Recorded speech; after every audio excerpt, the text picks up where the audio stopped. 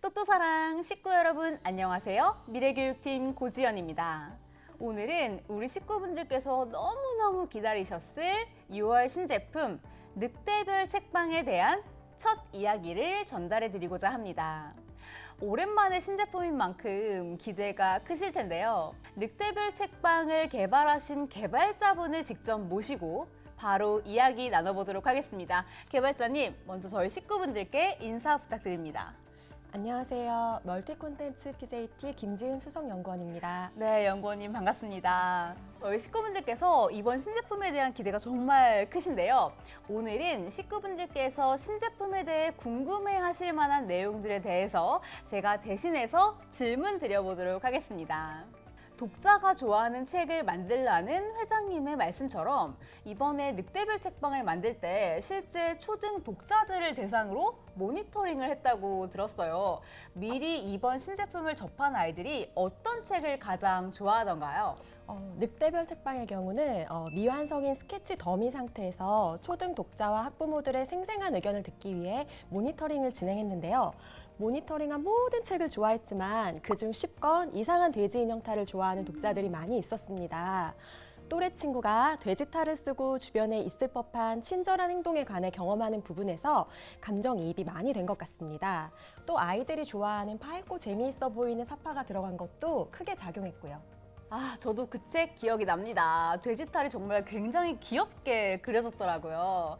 또 우리 아이들이 정말 주변에서 겪을 법한 일들이 주인공에게 펼쳐져서 뭔가 주인공에게 동일시의 감정을 느꼈을 것 같기도 한데요. 혹시 독자 모니터링 도중에 재미있거나 인상 깊은 에피소드가 있으셨나요?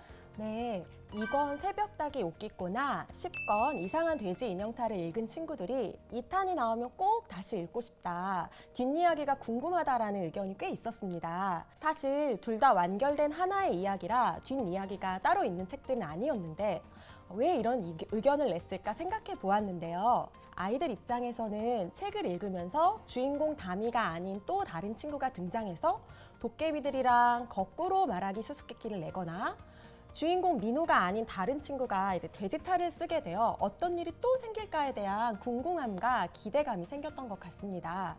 아이들이 그만큼 이야기에 몰입했다는 의견 같아 내신 개발자로서 기분이 참 좋았습니다.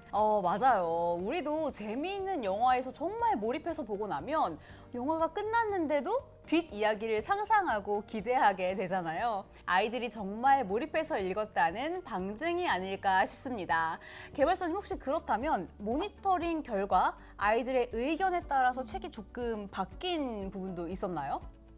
네, 모니터링 설문지에 아이들이 어려워하는 부분이 무엇인지에 대한 질문이 있었는데요. 고맙게도 대부분의 아이들이 재미있게 잘 읽었고 크게 어려운 부분은 없었다고 답변을 해주었습니다.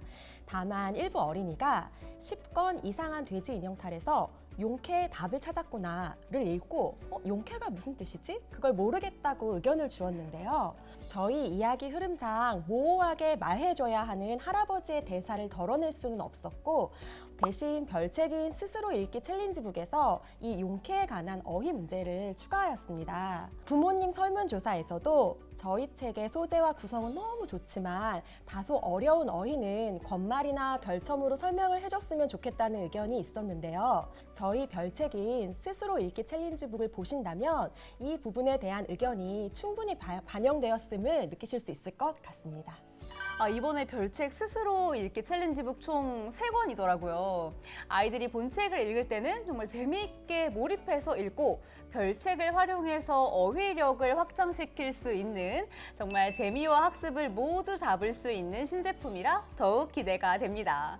개발자님, 이번 신상품 제호가 스스로 읽기 책 늑대별 책방인데요. 늑대별 책방에 담긴 의미는 무엇인가요? 네. 하늘에 떠있는 수많은 별들 중에 가장 밝은 빛을 내는 별을 아실까요? 그 별은 바로 시리우스인데요. 우리나라를 포함한 동양에서는 이 시리우스가 먹이를 바라보는 늑대의 눈빛과 같다고 해서 늑대별이라는 이름을 붙였다고 합니다. 늑대별 책방, 뭔가 이름만 들어도 반짝반짝 흥미진진한 느낌이 들지 않으시나요? 늑대별처럼 반짝반짝 빛이 나고 통통 재미난 이야기만 모은 읽기책 전집이 바로 늑대별 책방입니다. 이 책을 스스로 읽으면 반짝반짝 빛나는 상상력과 문해력이 키워질 수 있을 것입니다.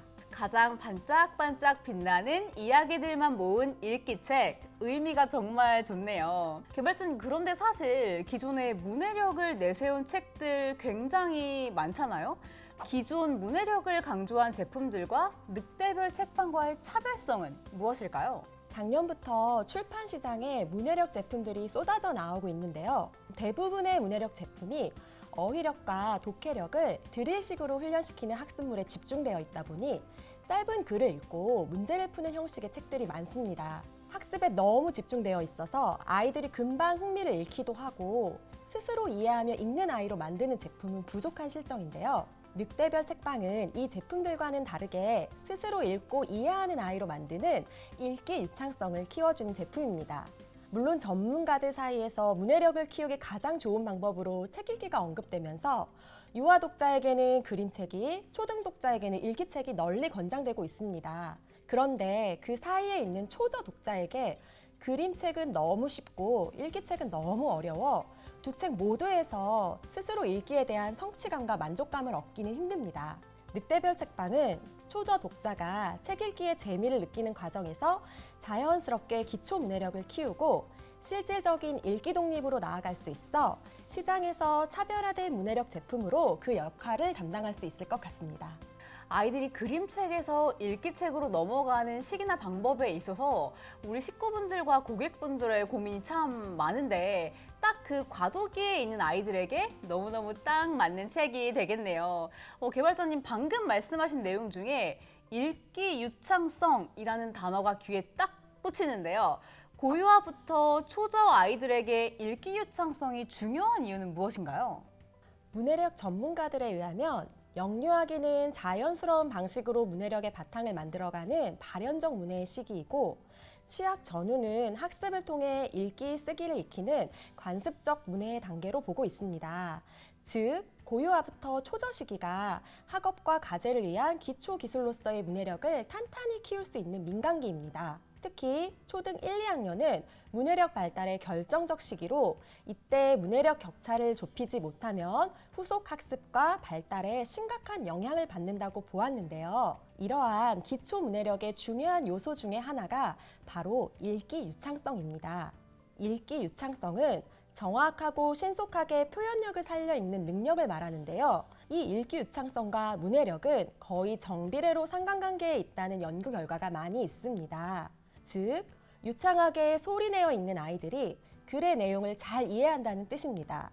그렇기에 읽기 유창성을 키우는 것이 고유와 초저 아이들에게 우선시 되어야 한다고 봅니다.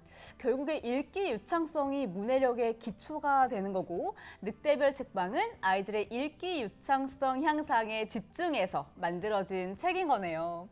개발자님 말씀 들을수록 아이들에게 꼭 필요한 책이구나 라는 생각이 점점 드는데요.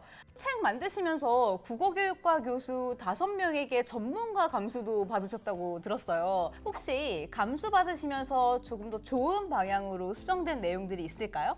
아무래도 서울교육대학교 교수님들의 경우 예비 초등교사나 현직 초등교사의 교육에 힘쓰고 계시고 초등 국어 교과서나 교재 집필도 하시다 보니까 좀 더 초등학교 현장의 의견들을 많이 주시는 편이긴 했습니다. 한 권을 예로 들자면 19권의 거봐 우린 반짝이야는 학교 이야기가 대부분을 차지하고 있는데요. 여기서 초등학교 급식 에피소드가 중요한 사건으로 나옵니다. 등장인물인 송호식 선생님이 원래는 급식을 남기지 말고 다 먹어야 합니다 라고 말을 하는데요. 관련해서 교수님이 초등학교에서 급식 지도를 하기는 하지만 교사들이 학생들이 정말 못 먹겠다거나 알레르기가 있는 음식까지 먹게 하지는 않으니 이 부분에 관해서는 수정을 하면 좋겠다는 의견을 주셨어요. 그래서 변경된 내용에서 송호식 선생님은 음식을 골고루 먹어야 합니다로 급식 지도를 하고 돼지고기 알레르기가 있는 주인공 도한을 식판의 한 부분은 비워놓는 걸로 그림을 수정했습니다. 학교와 초등학생 에피소드의 경우 특히 교수님들의 의견을 많이 반영하여 더 현실감 있는 이야기로 완성도를 높일 수 있었습니다. 와, 이런 이야기는 정말 학교 현장을 잘 아시는 전문가 분들만 주실 수 있는 의견이네요. 자, 그럼 개발자님, 마지막으로 늑대별 책방의 가장 큰 장점과 이 책을 보여주고 싶은 독자들에게 하고 싶은 말씀 부탁드립니다. 늑대별 책방의 가장 큰 장점은 재밌는 이야기를 후루룩 읽으며 읽기 자신감을 키울 수 있다는 것입니다. 이야기가 끝나면 마지막에는 여러 가지 읽기 꼭지를 놀이처럼 구성해 놓았는데 아이가 부담 없이 읽기 유창성에 도전해 볼 수 있습니다. 시중 문해력 도서에서는 잘 볼 수 없는 다양한 읽기 챌린지 꼭지를 꼭 경험해 보시기 바랍니다. 또 초등학교 현장을 들여다보면 제대로 읽지 못하는 아이들의 자괴감이 우리의 상상을 초월한다고 하는데요. 읽기 유창성이 부족하다는 건 단지 잘 읽지 못하는 것에서 끝나는 것이 아닙니다. 읽기 유창성이 제때 자리 잡히지 않으면 읽기에 너무 많은 에너지가 소비되고 읽기가 힘들어지고 책을 읽지 않으려고 하고 결국 읽기 자신감이 떨어지면서 학습 격차가 더 크게 벌어집니다. 조금만 더 재미있게, 조금만 더 체계적으로 읽을 수 있게만 해준다면 읽기의 에너지가 적게 소모되고 읽기가 쉬워지고 책을 읽으려고 하고 읽기 자신감이 커지면서 국어 외에 여러 과목 학습에도 긍정적인 영향을 주게 됩니다. 이처럼 읽기 자신감이 얼마나 아이의 생활과 학습에 긍정적인 선순환을 주는지 이 책을 통해서 독자들이 꼭 경험할 수 있었으면 좋겠습니다. 네, 개발자님 말씀처럼 읽기 유창성과 읽기 자신감이 아이에게 주는 긍정적인 효과는 정말 우리 어른들이 상상하는 것 이상으로 훨씬 클 텐데요. 늑대별 책방 제호에 담긴 의미처럼 우리 아이들에게 가장 반짝반짝 빛나는 선물 같은 책이 될 거라는 생각이 듭니다. 우리 식구분들 6월 신제품 늑대별 책방 많이 기대해 주시고 많이 사랑해 주시기 바라면서 오늘 개발자 인터뷰 마무리하도록 하겠습니다. 감사합니다.